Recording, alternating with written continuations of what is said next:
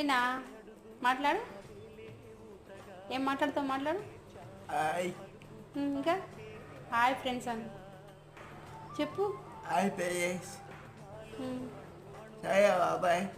చాయ్ తాగిర్రా? నువ్వు తాగినావా? తాగలే ఎందుకు? Mummy mummy mummy పెట్టలేదా? మంచిగా కూర్చో. ఇంకా జలుబు తగ్గిపోయిందా? అదే పైన చూడు, పైన చూడు. అయ్యే ఎంత మంచిగా నవ్వుతారో. నవ్వు నవ్వు సరి. ఏ గట్టే నవ్వు.